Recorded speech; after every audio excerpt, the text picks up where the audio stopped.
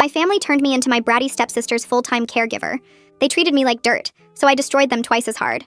When my mom married Paul 3 years ago, I was happy she'd found someone after Dad died. Paul seemed nice enough and came with a 16-year-old daughter named Olivia, who'd been in a wheelchair since a car accident when she was 8. Mom said we'd be a perfect blended family, and I'd finally have the sister I'd always wanted. I was 18 and about to start college, but Mom convinced me to take a gap year to help everyone adjust. She said Olivia needed time to get comfortable with new people, and having a stepsister her age would help. What she didn't mention was that by help, she meant become Olivia's unpaid full-time caregiver. The first week after they moved in, Paul announced that Olivia's previous aide was too expensive now that they had me. He'd already canceled her service and expected me to take over immediately. I had no training or experience, but Paul said it wasn't hard. I just needed to help her with transfers, bathroom needs, getting dressed, and making sure she ate her specific meals at the designated times. When I said I didn't know how to do any of that safely, he said I'd figure it out. Mom backed him up, saying this was what families did for each other. Olivia seemed sweet at first, thanking me for helping and apologizing for being a burden. But once she realized I was trapped, everything changed. She'd demand I wake up at 5 in the morning for her first bathroom trip, then berate me for being slow. She'd insist on specific outfits, then scream that I'd dressed her wrong. She'd throw her breakfast on the floor if it wasn't exactly the temperature she wanted, then tell Paul I'd refuse to feed her. And Paul believed every word because his poor, disabled daughter couldn't possibly lie. When I tried telling Mom that Olivia was being cruel, she said I needed to understand that Olivia's life was hard, and acting out was natural. When Olivia told me she wished I'd die in a car accident so I'd know how she felt, Mom said she was just processing trauma. When Olivia deliberately knocked over my laptop while I was applying for online classes, destroying my applications, Paul said, accidents happen, and I shouldn't leave electronics where Olivia could reach them. Everything in Olivia's radius was apparently my fault. The worst part was Olivia was perfectly capable of doing most things herself. I'd catch her transferring to her chair alone when she thought I wasn't looking. Then she'd scream for help the second she heard footsteps. She'd reach things on high shelves in her room but claim she couldn't feed herself in front of her dad. She had full upper body strength and control, but played completely helpless whenever it benefited her. She'd roll herself to the bathroom at night, but during the day, I had to push her everywhere. 6 months in, I was exhausted and depressed. I'd missed college enrollment, lost touch with friends because I couldn't leave the house, and spent every day being verbally abused by Olivia, while Mom and Paul lived their best lives. They went on date nights while I stayed home. They took weekend trips while I managed Olivia's care. They'd thank me for being such a good sister, then leave for hours. One day, Olivia's physical therapist, Anne, came for her monthly check-in. Olivia immediately went into helpless mode, claiming she'd lost mobility since last visit. Anne started testing her range of motion, and Olivia failed every test, acting like she couldn't even grip a pencil. Anne looked concerned and said they'd need to increase sessions. After Anne left, Olivia laughed and said that was too easy, that medical professionals were idiots who believed anything. She didn't know Anne had forgotten her phone and came back to get it just in time to hear everything through the door. Anne knocked and asked to speak with me privately. She'd been Olivia's therapist for 5 years and knew exactly what Olivia was capable of. She said she'd suspected Olivia was manipulating people, but never had proof until now. She asked about my situation, and I broke down telling her everything. Anne's face got darker with every detail. She asked if I knew that what was happening was illegal. Using an untrained person for medical care was neglect. Forcing me to provide full-time care without pay was exploitation. Olivia's fake helplessness was medical fraud since Paul was claiming disability benefits for needs Olivia didn't actually have. Anne said she was a mandated reporter and had to file this with Adult Protective Services. Within a week, an investigator showed up. Olivia went into her helpless act, but the investigator had Anne's reports showing Olivia's real capabilities. They tested Olivia themselves and caught her using abilities she claimed not to have. They interviewed me separately, and I told them about the abuse, the unpaid labor, the missed education opportunities. They pulled Olivia's medical records and found discrepancies everywhere. The investigator pulled out a thick notebook and clicked her pen. Vivian Torres had this serious look that made my stomach twist. She asked me to describe a typical day with Olivia, starting from the morning. I took a breath and started talking about the 5 a.m. wake-up calls. Every single morning, Olivia would scream for me through the wall between our rooms, claiming she needed the bathroom right that second. I'd stumble out of bed half asleep and help her transfer from bed to wheelchair, even though I'd caught her doing it herself plenty of times when she thought no one was watching. Then came breakfast, which had to be exactly the right temperature, or she'd throw it on the floor and tell Paul I was starving her. I described how she'd demand specific outfits, then yell that I dressed her wrong no matter what I picked. How she'd knock things over and blame me. How she told me she wished I'd die in a car accident just like her. Vivian's pen moved faster across the page as I talked, her mouth getting tighter with each detail. I told her about watching Olivia reach things on high shelves in her room when her dad wasn't home, then claim she couldn't even feed herself at dinner. About seeing her roll herself to the bathroom at midnight, then screaming for help to move 10 feet during the day. About the laptop she deliberately destroyed when I was trying to apply for online classes. Vivian asked specific questions about how often I saw Olivia do things alone versus when she claimed helplessness. I said it happened multiple times every single day. She'd transfer herself, reach for things, roll around independently, but the second she heard footsteps, she'd go limp and helpless. Vivian wrote everything down, her expression getting darker with every answer I gave. When she finished taking notes, Vivian explained what would happen next. She'd be making surprise visits to observe Olivia's actual abilities compared to what Paul reported to disability services. The visits would be unannounced, so Olivia couldn't prepare her helpless act. Vivian also needed to review all of Paul's benefit claims going back years and compare them to Anne's professional records. She said the discrepancies in the medical files were already serious, but if she could document Olivia performing tasks that Paul claimed she couldn't do, that would prove fraud. She asked if I understood that this investigation might result in criminal charges against Paul. I nodded, feeling this weird mix of relief and terror. Part of me wanted him to face consequences for what he'd done to me. Another part was scared of what would happen to our family. Vivian must have seen something in my face because she said this wasn't my fault, that I was the victim here, not the person causing problems. She promised to keep me updated and said I should document anything else I witnessed. Then she left and I sat there wondering if I'd just blown up my entire life. 2 days passed where everything felt normal but wrong. Olivia acted sweet and helpless like always when Paul was around. Mom kept asking if I was okay, but I couldn't tell her what was happening. Then at 7 in the morning on the third day, the doorbell rang. I was in the kitchen making Olivia's specific breakfast when I heard Paul answer the door. Vivian's voice carried through the house, saying she was there for a follow-up observation. Paul sounded surprised but tried to act welcoming. I heard footsteps going upstairs toward Olivia's room. My heart started racing. I put down the pan and crept toward the stairs, staying quiet. Vivian's voice came from Olivia's doorway, calm and professional, saying she needed to observe Olivia's morning routine. Then I heard Olivia's voice, sleepy and confused, asking what was happening. Paul tried to say that Olivia needed privacy for her morning transfer, but Vivian said she was here specifically to document transfer capabilities. There was silence for a few seconds. Then I heard wheels moving across the floor. More silence. Vivian's voice cut through, sharp and clear, stating for the record that she'd just observed Olivia transfer from bed to wheelchair without any assistance whatsoever. Olivia made this small gasping sound. Paul started talking fast, his words tumbling over each other. I moved closer to the stairs and saw Vivian standing in Olivia's doorway with her phone out, taking photos. Olivia sat frozen in her wheelchair, her face completely white. She'd been caught doing exactly what I'd been describing, and she knew it. Paul launched into this explanation about good days and bad days. He said Olivia's condition varied, that sometimes she had more strength and mobility than other times. Vivian didn't look impressed. She pulled out papers from her bag and read directly from Paul's benefit applications. According to his official reports to disability services, Olivia required total assistance with all transfers at all times due to complete upper body weakness. She couldn't move from bed to chair without full physical support from a caregiver. Those were Paul's exact words from forms he'd signed 3 months ago. Vivian looked at Olivia, then at Paul, then back at her phone where she'd just recorded video of Olivia doing a perfect independent transfer. She said the discrepancy was now documented with photos, video, and timestamps. Paul's face turned red. He tried saying the forms were old, that maybe he'd exaggerated Olivia's needs by accident, that he didn't understand all the medical terminology. Vivian's expression stayed completely neutral. She said she'd be submitting this documentation to the fraud investigation unit along with her other findings. Then she asked to speak with me privately. Paul looked like he wanted to argue, but Vivian's tone made it clear this wasn't optional. She followed me downstairs to the kitchen and closed the door. Vivian sat across from me at the kitchen table and asked about the laptop Olivia destroyed. I felt everything I'd been holding in for months start cracking open. I pulled the broken device from the drawer where I'd kept it, showing her the smashed screen and bent frame. My hands shook as I explained how I'd been filling out applications for online classes, trying to salvage some kind of education after missing regular college enrollment. Olivia had rolled up beside me, looked at what I was doing, and asked what schools I was applying to. I'd been stupid enough to tell her, excited that she seemed interested. Then she'd grabbed the laptop off the table and thrown it on the floor, saying if she couldn't go to regular school, then I shouldn't get to either. The screen shattered and the whole thing stopped working. When Paul came home and saw it, Olivia cried and said I'd left it where she could reach it, that she'd accidentally knocked it over trying to get a book. Paul believed her immediately, and yelled at me for being careless with my things. He said I should have known better than to leave electronics in Olivia's radius. I started crying while telling Vivian this, all the anger and frustration pouring out. She let me talk, taking notes the whole time. When I finished, she asked if I still had any of the acceptance letters from the colleges that had offered me spots 18 months ago. I said they were in my room. She asked me to get them. I ran upstairs, grabbed the folder I'd kept hidden under my mattress, and brought it back down. Vivian photographed every letter, every scholarship offer, every opportunity I'd lost. The next morning, Vivian called my old high school. She spoke to the guidance counselor who'd helped me with applications during senior year. I didn't hear the whole conversation, but Vivian told me afterward that the school confirmed everything. They had records of my grades, my test scores, my college acceptances. The counselor remembered me specifically because I'd had multiple scholarship offers, and everyone expected me to do well in college. Then I'd suddenly stopped responding to emails and phone calls right after graduation. The counselor had tried reaching out several times but never got answers. Now she understood why. Vivian added this documentation to her growing file. She said having third-party verification of my lost opportunities made the exploitation case stronger.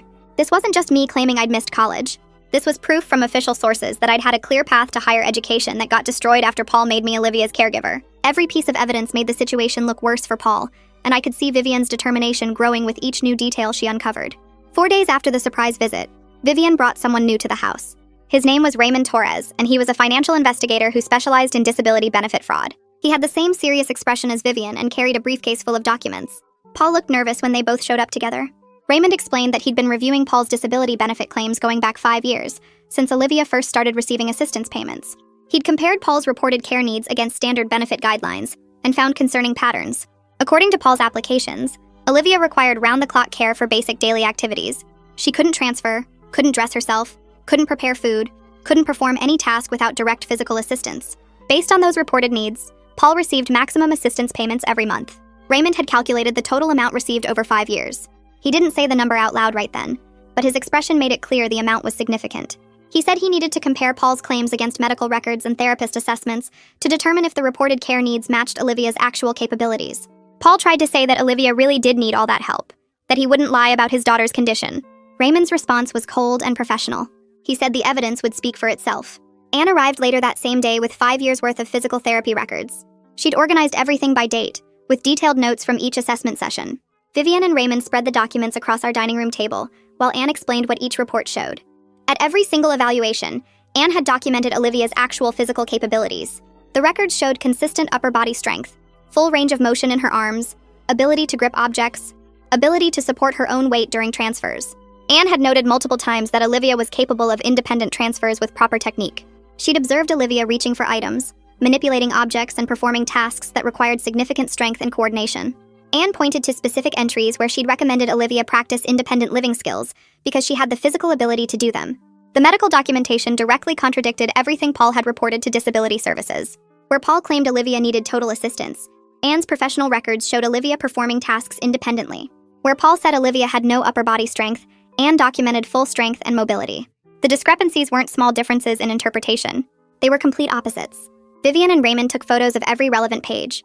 Anne said she'd be willing to testify about what she'd observed over the years if the case went to court. Paul sat in the corner of the room, his face pale, watching his lies get exposed one document at a time. Raymond finished his calculations that evening. He called Vivian and me into the kitchen to review his findings. He'd added up every disability payment Paul received over 5 years based on claims that Olivia required maximum assistance with daily living activities. The total came to $73,000. Raymond explained that if Paul had accurately reported Olivia's capabilities, the benefit amount would have been significantly lower, probably around $20,000 for the same time period. The difference between what Paul claimed and what Olivia actually needed was $53,000. That wasn't a minor error or misunderstanding. That was systematic fraud over multiple years. Raymond said the amount qualified as felony fraud rather than a misdemeanor. The charges would be serious, and if convicted, Paul could face prison time. He'd also have to pay back the full $73,000 in fraudulent benefits. Vivian asked if I understood what this meant. I nodded, feeling numb. My stepfather had been stealing money from disability services by lying about his daughter's needs, and he'd forced me into unpaid labor to make those lies look real. The full scope of what he'd done was finally becoming clear, and it was so much worse than I'd realized. Mom came home from work while Vivian and Raymond were still there. She saw all the documents spread across the table and asked what was happening. Vivian explained that this was now a formal investigation into disability fraud and labor exploitation. Mom's face went through about 10 different expressions: confusion, shock, anger, fear. She asked what I had to do with any of this. Vivian said I was the primary witness and victim of the exploitation. Mom turned to me with this hurt look, like I'd betrayed her by talking to investigators. I felt anger rise up in my chest. I asked her if she seriously didn't know what had been happening for the past 18 months. If she really didn't notice that I'd become Olivia's unpaid servant while she and Paul went on dates and trips. Mom's eyes filled with tears. She said she knew I was unhappy, but thought I was just adjusting to the new family situation. Vivian asked directly if Mom had witnessed any of Olivia's verbal abuse toward me. Mom hesitated, then admitted she'd heard some of it. She said Olivia would say cruel things sometimes, but Paul convinced her it was normal teenage acting out. Vivian's expression hardened. She asked if Mom thought it was normal for a teenager to tell her stepsister she wished she'd die in a car accident. Mom flinched. She said Paul told her Olivia was processing trauma and I needed to be patient. Vivian closed her notebook and said that enabling abuse, even indirectly, had consequences too. Mom started crying harder, saying she didn't realize it was that bad, that she thought she was helping everyone adjust. But her excuses sounded hollow even to me. She'd chosen to believe Paul over her own daughter, and now everything was falling apart because of that choice. Vivian turned back to Mom and explained in a flat voice that making an untrained 18-year-old provide complex medical care wasn't just bad parenting. It was neglect of both me and Olivia, because neither of us had protection if something went wrong during transfers or medical needs. Mom's face crumpled and tears started running down her cheeks. She said she didn't realize it was that serious, that Paul told her I just needed to help with basic stuff. Vivian's expression didn't change at all. She'd clearly heard plenty of excuses from parents who turned a blind eye to what was happening in their own homes. She closed her folder and said the investigation would continue regardless of what Mom claimed to know or not know. The next morning, a process server showed up at the door with official papers for Paul. I was in the kitchen making breakfast when the doorbell rang. Paul answered and came back into the room holding an envelope with his face turning red. He ripped it open and read the letter inside. Then his eyes snapped to me with pure rage. He started screaming that I'd destroyed his family and ruined Olivia's future, that the disability benefits were suspended pending investigation, and we'd lose everything because of my lies. His voice got louder with each word, and he moved toward me with his fists clenched. I backed against the counter, feeling my heart slam in my chest. Then Vivian's voice came from the doorway asking if there was a problem. She'd arrived for a follow-up visit and heard Paul shouting from outside. She stepped between us and told Paul very calmly that intimidation and threats would make his situation considerably worse. Paul's mouth opened and closed, but no sound came out. Vivian said she'd be adding witness intimidation to her report. Paul turned and walked out of the room without another word. Vivian looked at me and said we needed to get me out of that house immediately. She made a phone call right there in the kitchen, and within 2 hours, a social worker arrived to help me pack. I threw clothes and personal items into trash bags because I didn't have real luggage. The social worker kept telling me to take my time, but I wanted to move fast before Paul came back, or Mom tried to convince me to stay. Walking through that house for the last time felt surreal. 18 months of my life trapped in those rooms, serving Olivia's fake needs while my own future disappeared. I grabbed my broken laptop even though it didn't work anymore, just because it represented everything they'd taken from me. The social worker carried my bags to her car, and I climbed in without looking back. Driving away from that house felt terrifying because I had no idea where I was going or what would happen next. But it also felt like I could breathe fully for the first time in over a year. The social worker took me to a youth transitional housing program for young adults aging out of difficult family situations. The building looked like a regular apartment complex, but inside it had shared common areas and support staff. My room was small with 2 twin beds, a desk, and a dresser. My roommate was already there when I arrived. Her name was Jamie, and she'd left home at 17 after her parents kicked her out for being gay. She helped me unpack my trash bags and didn't ask too many questions about why I'd shown up with all my stuff that way. Over the next few days, Jamie explained how the program worked and introduced me to other residents who'd escaped various bad situations. Talking to Jamie helped me understand that what happened to me wasn't normal or acceptable. She'd say things like asking if I realized that parents weren't supposed to force their kids into unpaid labor, or that stepfamilies weren't supposed to treat one kid like a servant. Hearing her say those things out loud made something shift in my brain. I'd spent so long being told I was overreacting or being difficult that I'd started believing maybe I was the problem. 3 days after I moved out, Vivian called and said she'd set up an appointment for me with a therapist who specialized in family exploitation and abuse. The therapist's name was Coral McDowell, and her office was in a small building near the downtown area. I took 2 buses to get there for my first session. Coral was probably in her 50s with gray hair and a calm way of speaking that made me feel less nervous. She asked me to describe what happened in my own words without worrying about making it sound organized or logical. I talked for almost the full hour, explaining the caregiving duties, Olivia's cruelty, Paul's dismissiveness, Mom's enabling. When I finished, Coral said what I'd experienced had specific names. Financial exploitation because I provided labor worth thousands of dollars without compensation. Labor trafficking within a family because I was forced into work I couldn't refuse. Emotional abuse because of the constant verbal attacks and manipulation. Hearing those terms applied to my situation made my hands shake. Those words made everything feel real in a way it hadn't before. I'd always known what happened was wrong, but I didn't have language for exactly how wrong it was. Coral explained that giving names to these experiences wasn't about making me feel like a victim. It was about helping me understand that what happened followed patterns that affected lots of people, and that understanding those patterns would help me heal and protect myself in the future. She said we'd work together on processing the trauma and rebuilding my sense of what healthy relationships and boundaries looked like. I left that first session feeling exhausted, but also oddly relieved.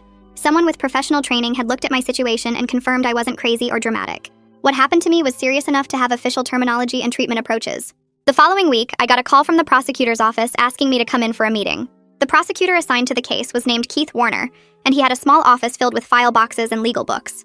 He shook my hand and gestured for me to sit down, then pulled out a thick folder with Paul's name on it. He explained that based on the evidence collected by Vivian and Raymond, the state was filing criminal charges against Paul. He opened the folder and showed me the list.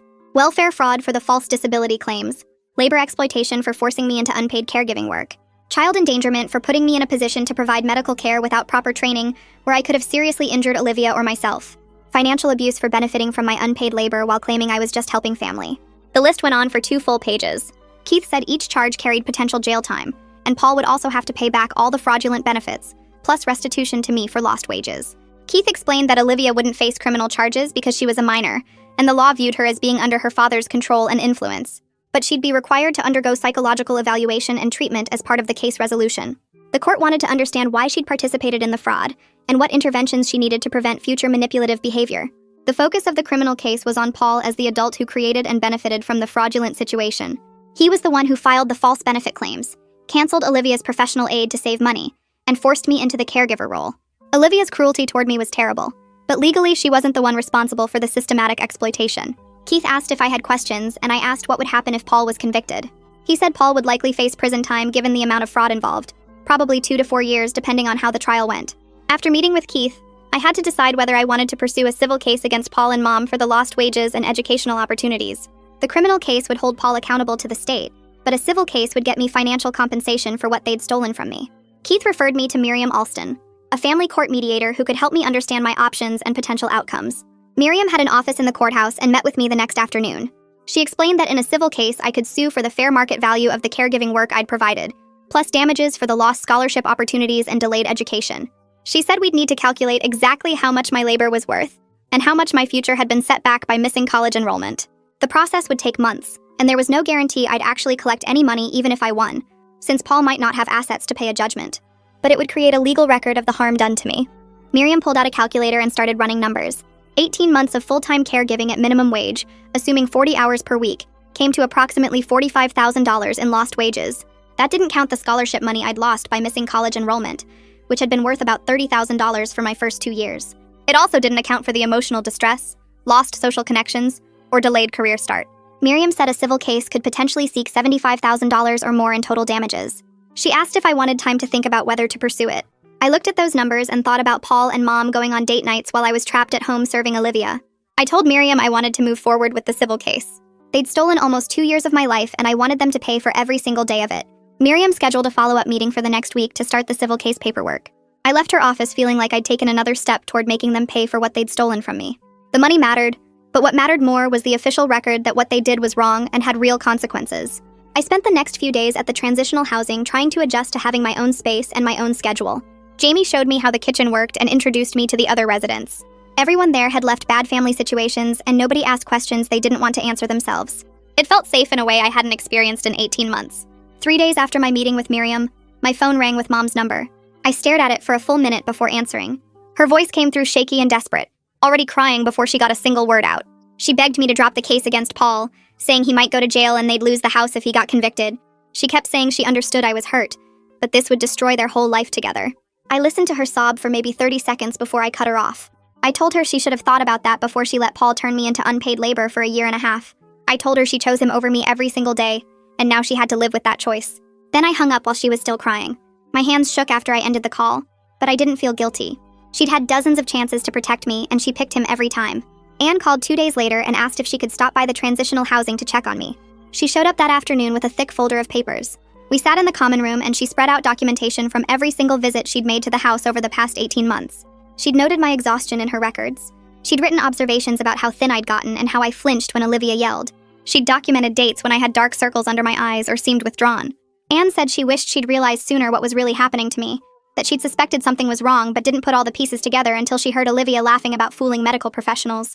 Looking at her notes felt validating in a way I hadn't expected. Someone had noticed I was suffering even when my own mother pretended everything was fine. The following week, I met with the college admissions counselor at my old high school. Mrs. Patterson remembered me from 2 years ago when I'd been accepted to multiple schools with scholarship offers. She pulled up my old file and explained that I could apply for the upcoming spring semester as a gap year student. My previous acceptance letters would help my applications since colleges kept records of students they'd wanted. Some of my old scholarship opportunities were gone because they were specifically for incoming freshmen, but new ones had opened up for gap year students and transfer applicants. Mrs. Patterson walked me through the application process and gave me a list of deadlines. She said I should write my personal essay about what I'd learned during my gap year, focusing on the experiences that shaped who I'd become. I spent the next week working on that essay.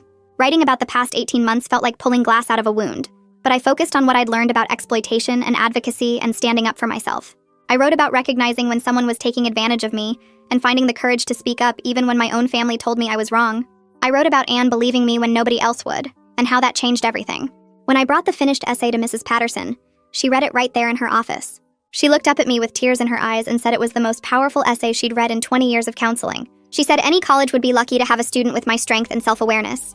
Keith called me in for a meeting at the prosecutor's office 3 weeks after the investigation started. He had new information about Paul's lawyer trying to negotiate a plea deal. The offer was for Paul to pay back all the fraudulent benefits plus restitution to me, but he'd avoid jail time with probation instead. Keith explained that the decision was partly mine since I was the victim, and he wanted to know what I thought would be just. I sat there looking at the plea offer paperwork and thought about Paul going on date nights while I was trapped at home serving Olivia. I thought about him canceling the professional aid to save money and forcing me into that role with no training. I thought about him believing every lie Olivia told and dismissing every concern I raised. I told Keith that Paul needed real consequences, not just paying money back. He deliberately exploited me for 18 months and committed fraud for years before that. Money wouldn't teach him that what he did was wrong or stop him from doing it again to someone else. Keith nodded and said he agreed completely. He rejected the plea offer that same day and told Paul's lawyer they were moving forward with full prosecution. Paul would have to face trial and real prison time if convicted. The prosecutor's office sent me a copy of the rejection letter, and reading it felt like another small victory in taking back control of my life. 2 weeks later, Keith forwarded me the results of Olivia's court-ordered psychological evaluation. A psychologist had spent hours testing her and interviewing her about her behavior. The report said Olivia had oppositional defiant disorder and had learned manipulative behaviors from watching Paul avoid consequences for lying and rule-breaking. The psychologist noted that Olivia had been enabled to use her disability as an excuse for cruel behavior, rather than learning healthy coping strategies. The recommendation was intensive therapy focused on accountability and developing genuine independence. Olivia would need to work with a specialist who understood both physical disability and behavioral disorders. The psychologist's report included detailed notes about Olivia's actual physical capabilities. She could transfer herself, dress herself, prepare simple meals, and handle most daily tasks without assistance. She'd been enabled to avoid these tasks through manipulation, rather than genuine inability. The report said Olivia would need to relearn independence and develop healthier ways to cope with her actual limitations, instead of exaggerating them for attention and control. Reading that professional confirmation of what I'd observed for months felt validating. I wasn't crazy or exaggerating. Olivia really had been faking helplessness, and I'd been right to speak up about it. Mrs. Patterson called me in early December with news about my college applications. I'd gotten accepted to 3 schools for the spring semester, including the state university that had been my original top choice. The financial aid packages weren't as generous as my original freshman scholarships had been, but between grants and work-study programs, I could make it work. I'd have to take out some small loans, but nothing I couldn't manage with a part-time job. Looking at those acceptance letters felt like getting my future back after Paul had tried to steal it from me. I called Mrs. Patterson back and accepted the state university's offer. I'd start classes in January, only 3 semesters later than originally planned. Keith called me again right before Christmas with unexpected news about Mom. She'd filed for legal separation from Paul after the prosecutor explained she could face charges as an accessory if she stayed married to him during the trial. The prosecutor had told her that enabling the exploitation and benefiting from the fraudulent disability payments made her potentially liable. Mom had moved in with her sister 2 states away and filed the separation papers within a week. Keith forwarded me a letter Mom had sent through her lawyer.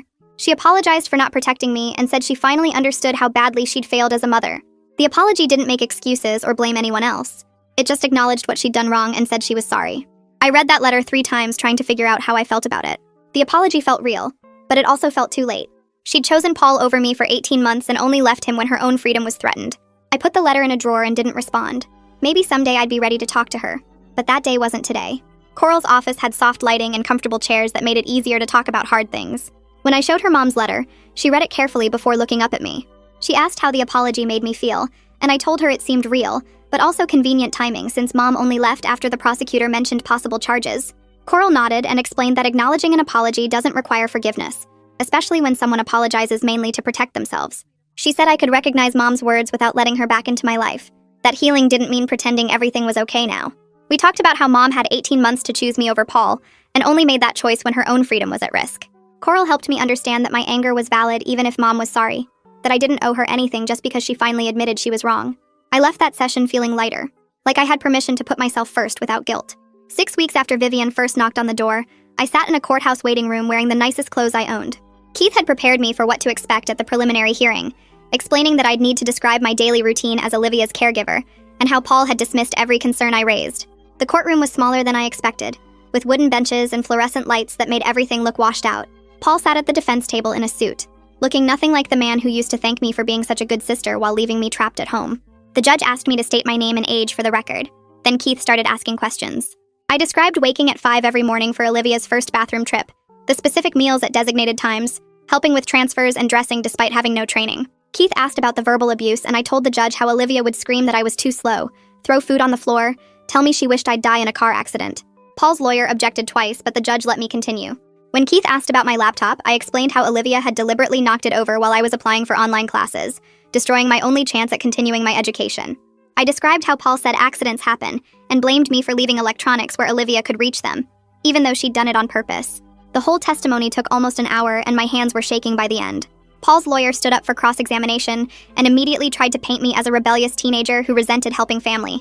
He asked if I'd been angry about taking a gap year, if I'd felt put out by having to help my stepsister, if I'd exaggerated Olivia's behavior because I wanted to go to college instead.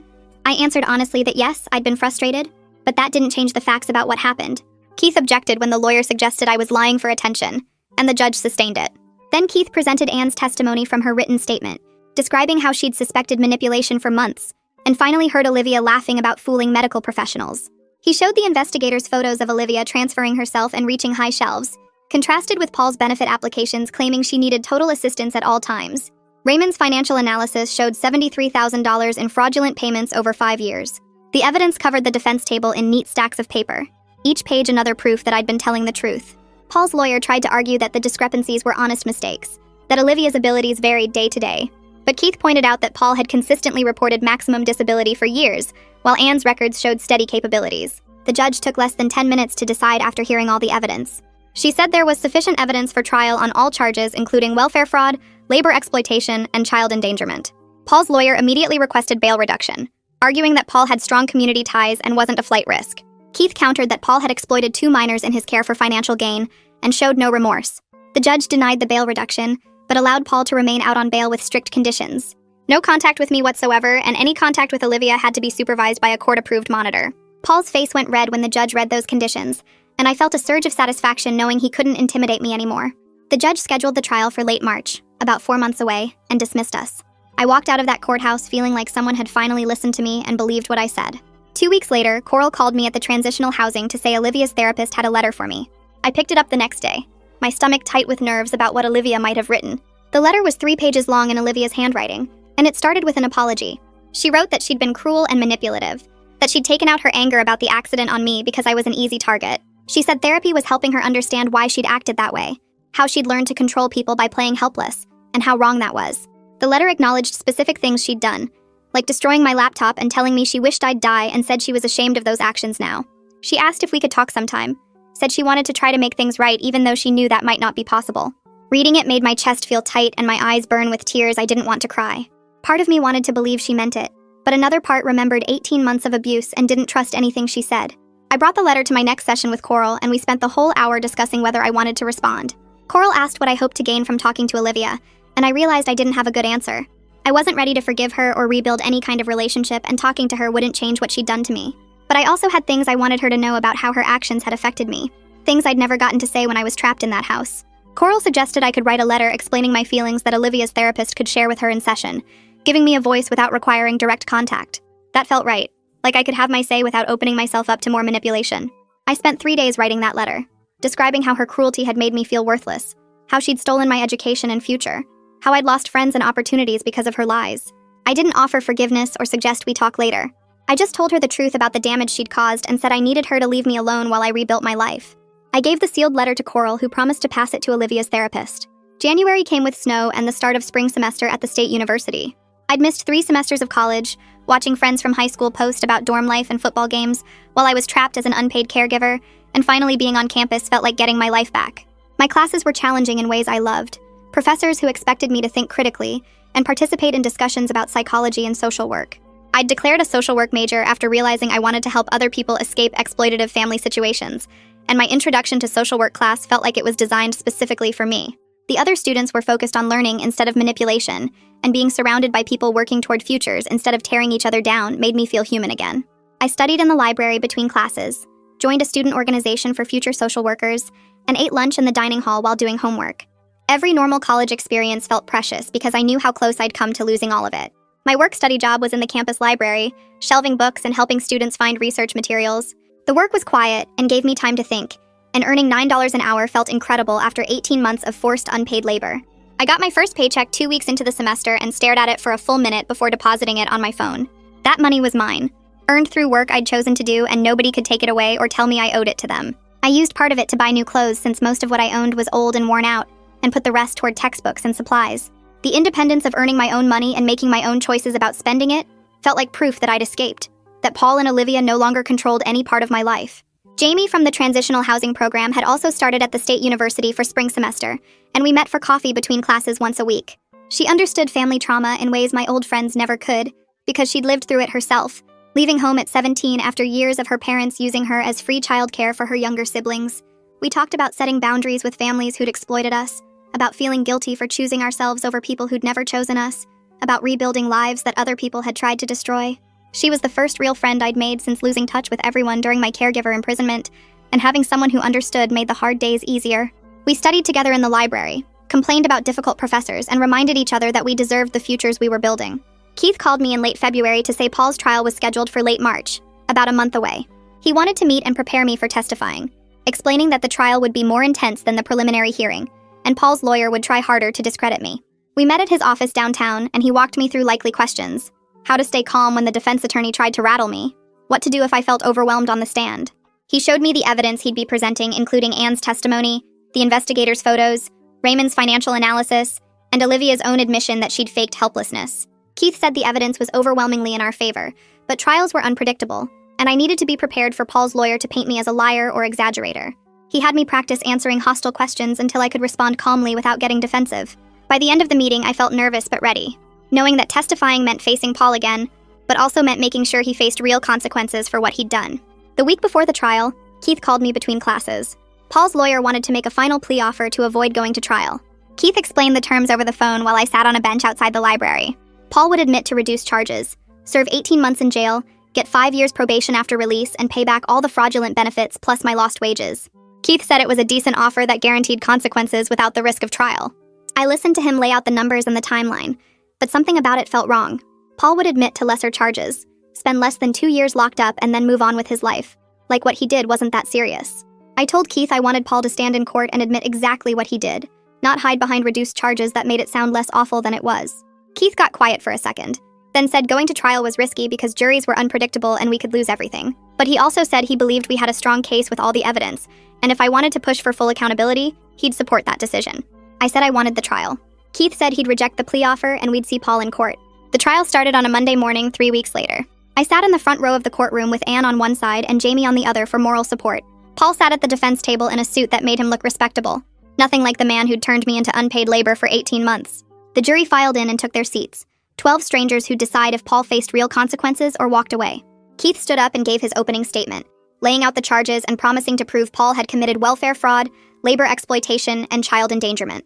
Paul's lawyer argued that Paul was a struggling single dad who'd made mistakes but never intended to hurt anyone. I wanted to scream that intention didn't matter when the damage was real and deliberate, but I stayed quiet and waited for the evidence to speak. Anne testified first, taking the stand on day 1 and explaining her role as Olivia's physical therapist for 5 years. Keith walked her through her professional observations, asking specific questions about Olivia's actual capabilities versus what Paul reported to disability services. Anne described watching Olivia demonstrate full upper body strength, independent transfers, and fine motor control during therapy sessions, then hearing Paul claim Olivia needed total assistance with all daily tasks. She talked about the day she forgot her phone and came back to hear Olivia laughing about fooling medical professionals, how she'd suspected manipulation, but never had proof until that moment. Paul's lawyer tried to suggest Anne was biased against Paul or misremembering events, but Anne had detailed session notes going back years that backed up every word she said. The jury took notes while she testified, their faces serious as they absorbed the gap between Olivia's real abilities and Paul's fraudulent claims. Raymond testified on day 2, presenting the financial evidence he'd compiled during his investigation. He explained how Paul had been receiving maximum disability benefits for Olivia, based on reports claiming she needed round-the-clock care and couldn't perform basic tasks independently. Raymond showed the jury documents proving Paul had received $73,000 over 5 years, all based on exaggerated and false claims about Olivia's limitations. He walked through bank statements, benefit applications, and medical reports that Paul had submitted, pointing out specific lies in each document. Paul's lawyer tried to argue that Paul genuinely believed Olivia needed that level of care, but Raymond presented Anne's therapy notes from the same time periods showing Olivia was far more capable than Paul claimed. The financial trail was clear and damning, showing Paul had knowingly lied to maximize benefits while forcing me to provide unpaid care that wasn't actually necessary. Vivian testified that afternoon, describing what she found when she investigated the case. She talked about showing up at 7 in the morning and catching Olivia transferring herself without help, about interviewing me and hearing how I'd been trapped providing full-time care without training or pay. Vivian described finding me exhausted, isolated, and stuck in an exploitative situation where Paul and Olivia controlled every part of my life. She explained how Paul had canceled Olivia's professional aid service the week after moving in with my mom, immediately replacing paid trained help with me as free untrained labor. Vivian's testimony made everything sound even worse than I remembered, laying out the systematic way Paul had used both me and Olivia for financial gain. Paul's lawyer suggested I could have left anytime I wanted, but Vivian pointed out I was 18 with no money, no transportation, and a mother who supported Paul's demands, making escape nearly impossible without outside intervention. I testified on day 3, walking to the stand with my hands shaking but my voice steady. Keith asked me to describe my daily routine during those 18 months, and I told the jury about waking at 5 every morning for Olivia's bathroom demands, about being berated for being too slow or doing things wrong, about watching my college acceptance letters expire while I was trapped providing care. I described Olivia throwing food on the floor and Paul believing her lies that I'd refused to feed her. I talked about catching Olivia doing things alone that she claimed were impossible, about her deliberately destroying my laptop to sabotage my college applications, about Paul dismissing every concern I raised. I explained how Mom enabled everything, saying Olivia was just processing trauma whenever she told me she wished I'd die. Paul's lawyer tried to paint me as an exaggerating, rebellious teenager who resented helping family, asking if I'd ever just refused to help or told Paul no. I explained that I'd tried refusing and Paul threatened to kick me out with nowhere to go, that I'd tried telling Mom and she chose Paul's version over mine every time. The lawyer asked if maybe I was making things sound worse than they were, but Keith presented my detailed accounts that matched perfectly with Anne's observations, the investigator's photos, and the financial records. Everything I said had documentation backing it up, making it impossible to dismiss as teenage drama. Olivia testified as part of the prosecution case on day 4, and watching her take the stand felt strange after everything that happened.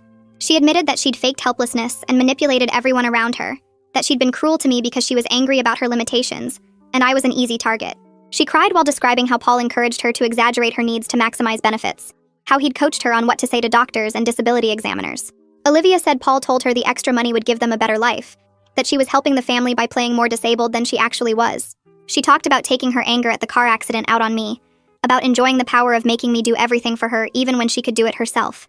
Paul's face went red while Olivia testified and his lawyer objected multiple times, but the judge let her continue because she was a prosecution witness. Olivia's testimony destroyed any remaining argument that Paul was just a confused dad who didn't understand the rules. The jury deliberated for 6 hours while I sat in the courthouse hallway with Anne and Jamie, too nervous to eat or focus on anything. Keith came out twice to say the jury had sent questions to the judge, but wouldn't tell me what they asked. Finally, the bailiff called us back in and said the jury had reached verdicts. We filed back into the courtroom and I sat in the same front row seat, gripping the bench in front of me while the jury foreman stood up. The judge asked if they'd reached verdicts on all counts and the foreman said yes. Guilty on welfare fraud, guilty on labor exploitation, guilty on child endangerment. Paul's face went pale as each verdict was read, his lawyer putting a hand on his shoulder while Paul stared straight ahead. The judge thanked the jury and set a sentencing date for 2 weeks later, then dismissed everyone. I walked out of the courtroom feeling like I could finally breathe, knowing Paul would face real consequences for what he'd done. 2 weeks later, I sat in the same courtroom for sentencing. Paul stood in front of the judge while Keith presented a sentencing recommendation based on the severity of the crimes and the harm caused. The judge reviewed the case file, looked at Paul, and delivered the sentence. 3 years in state prison, 5 years probation after release, and orders to pay back $73,000 in fraudulent benefits, plus $45,000 to me for lost wages. The judge's voice was firm as he explained that Paul had exploited both his daughter and stepdaughter, prioritizing financial gain over our well-being and development. The sentence reflected the seriousness of betraying family trust for monetary benefit, and the judge hoped the time in prison would make Paul understand the gravity of what he'd done. Paul's lawyer asked if he could remain free pending appeal, but the judge denied it and ordered Paul taken into custody immediately. 2 bailiffs walked over and put handcuffs on Paul right there in the courtroom, leading him through a side door while his lawyer gathered papers. Mom attended the sentencing and cried through the whole thing, sitting 3 rows behind me and sobbing into tissues while the judge spoke. After the bailiffs took Paul away, she tried to approach me in the hallway outside the courtroom. She said my name and reached for my arm, but I stepped back and told her I needed more time before I was ready for any kind of relationship with her. Mom said she understood and that she was sorry, her face red and puffy from crying. I walked away without saying anything else, leaving her standing in the courthouse hallway while Anne and Jamie waited for me by the exit. I met with my therapist the next day to process everything that happened. Sitting in her office felt safe after the intensity of the trial and sentencing, and I told her about the mixed feelings swirling around in my head. Relief that Paul was held accountable and would spend real time in prison for what he did. Sadness that my family situation had exploded so completely that the people who were supposed to protect me had used me instead.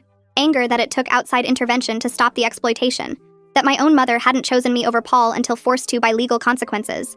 My therapist listened and helped me understand that all those feelings could exist at the same time. that justice didn't erase the lost time or the betrayal, but it did help me move forward. She reminded me that I'd survived something awful and come out stronger, that I was building a new life on my own terms. The session helped me see that closing this chapter meant I could finally focus on the future, instead of being trapped in what Paul and Olivia had done to me. I threw myself into my classes that first semester, staying up late in the library and showing up early to study groups. Every assignment felt like proof that I could succeed without anyone controlling my time or telling me I was wasting opportunities.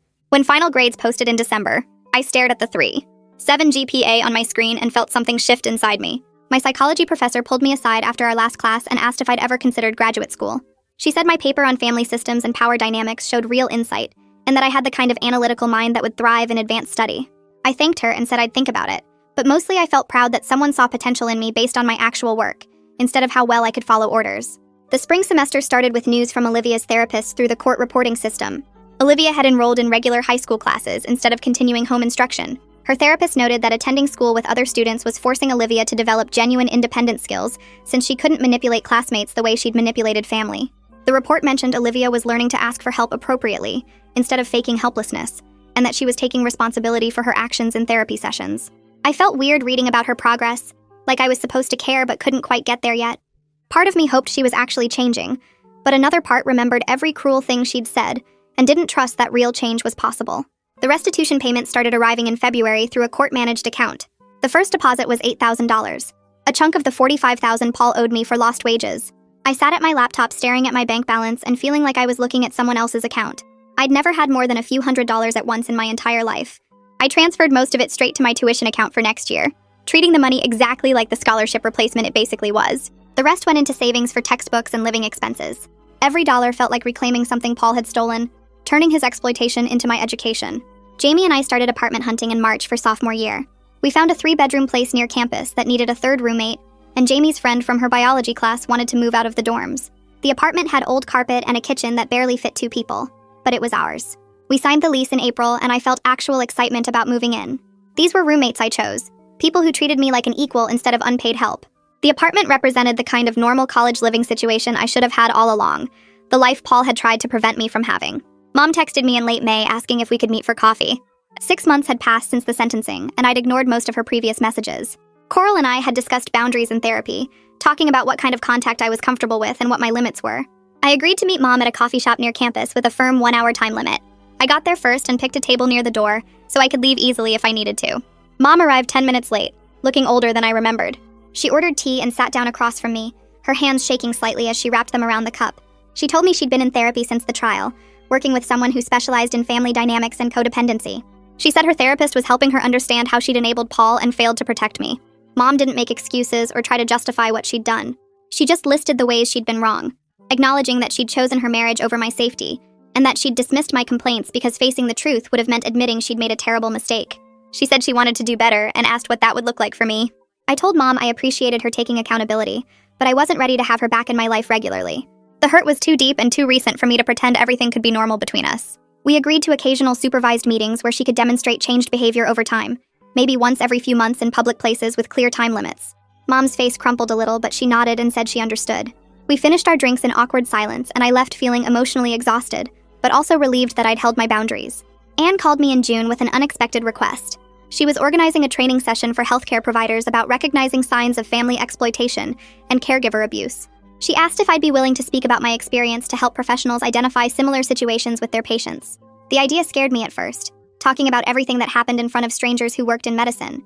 But Anne explained that my story could help prevent other families from exploiting young caregivers, and that healthcare providers needed to understand what warning signs looked like in real situations. I agreed to do it and spent 2 weeks preparing what I'd say. The training session happened in a hospital conference room with about 30 therapists, nurses, and social workers. I stood at the front and told them about becoming Olivia's caregiver without training, about the verbal abuse and manipulation, about how everyone dismissed my concerns until Anne caught Olivia lying. I explained how isolated I'd become and how no one questioned why an 18-year-old was providing complex medical care alone. When I finished, several people asked questions about what signs they should watch for and how to approach families when they suspected exploitation. Walking out of that hospital, I felt powerful in a way I hadn't before, like my experience could actually help protect other people. I changed my major to social work at the start of summer session. Sitting in my academic advisor's office, I explained that I wanted to help young people escape exploitative family situations. My psychology classes had been interesting, but I realized I wanted more direct work with vulnerable populations. My advisor pulled up the social work program requirements and walked me through what classes I'd need. She mentioned that my personal experience would give me insight that would make me a better advocate, but I'd also need to work on maintaining professional boundaries so I didn't burn out. I left her office feeling like I'd finally figured out what I was supposed to do with my life. Like everything that happened had led me toward this purpose. Another letter from Olivia arrived in August, a year after the trial ended. Her handwriting was neater than the first letter, the words more carefully chosen. She wrote about her progress in therapy and described the work she was doing to understand why she'd treated me so badly. She acknowledged specific cruel things she'd said and done, not making excuses but explaining what her therapist had helped her realize about using manipulation to feel powerful when she felt helpless about her disability. Olivia wrote that she didn't expect forgiveness and wasn't asking for a relationship. She just wanted me to know she was genuinely working on becoming a better person, and that she was sorry for the pain she'd caused. I read the letter twice and then put it in my desk drawer. I wasn't ready to respond yet, but I also didn't throw it away like I had the first one. I sat at my desk 3 days later and opened a blank document to write back to Olivia. My fingers hovered over the keyboard while I thought about what I wanted to say. I typed that I appreciated her honesty about her progress in therapy and that I was glad she was working on herself. I wrote that I wished her well in her recovery and hoped she continued developing healthier ways to cope with her disability. Then I added the important part, the boundary I needed to set. I explained that while I acknowledged her growth, I wasn't interested in rebuilding a sibling relationship. I needed to focus on my own healing and moving forward with my life. I read it over twice, changed a few words to make sure the tone was clear but not cruel, and hit send before I could second-guess myself. The email felt honest and fair, protecting my own well-being while not dismissing the work she was doing. The application for the internship with Adult Protective Services came through my social work department advisor in October. She forwarded me the posting and said my experience made me a strong candidate. I filled out the forms, wrote an essay about why I wanted to work in exploitation prevention, and submitted everything by the deadline. 2 weeks later, I got called for an interview. Vivian was on the interview panel, sitting at the conference table with 2 other supervisors I didn't know. She smiled when I walked in, but kept things professional during the questions. They asked about my coursework, my career goals, and how I'd handle difficult cases involving family dynamics. When they asked why I wanted this specific internship, I told them I understood what it felt like to be trapped in an exploitative situation, and I wanted to help other people recognize the warning signs before years of their lives got stolen. Vivian nodded and wrote something down. I got the acceptance email 3 days later. My internship started in January, working 15 hours a week with Vivian's investigation team. She taught me how to review case files, spot inconsistencies in reported care needs versus actual capabilities, and interview potential victims without making them feel interrogated. She showed me the documentation procedures that had helped build the case against Paul and explained how proper evidence collection made the difference between successful prosecution and cases that fell apart. Working with her felt like channeling everything I'd survived into something useful. She became more than a supervisor. She became a mentor who understood exactly what I'd been through and helped me figure out how to use that experience to protect other people. 2 years after the investigation started, I walked across campus toward my apartment carrying textbooks for my senior year classes. I had a 3.8 GPA, a job offer from a victim advocacy organization waiting for after graduation, and my own place that I shared with 2 roommates who actually treated me like an equal. The scholarship money I'd lost when Paul derailed my education had been partially replaced by the restitution payments, which I'd put toward tuition. I was taking advanced courses in trauma-informed care and family systems, building toward a career helping people escape the kind of situation I'd survived. My friends were people I'd chosen, people who respected my boundaries and didn't expect me to sacrifice my life for their convenience. Paul was still in prison with another year left on his sentence. Mom and I had occasional supervised coffee meetings where she demonstrated her therapy progress, but I still wasn't ready for a real relationship with her. Olivia was living in a group home learning actual independent living skills. None of them had any power over my choices anymore. My life belonged to me now. Every decision and every direction I took was mine alone. Walking into my apartment building, I realized the family that had tried to trap me had actually freed me by showing me exactly what I didn't want my life to be. I sat in my family systems class the next week, listening to a lecture about exploitation dynamics within households.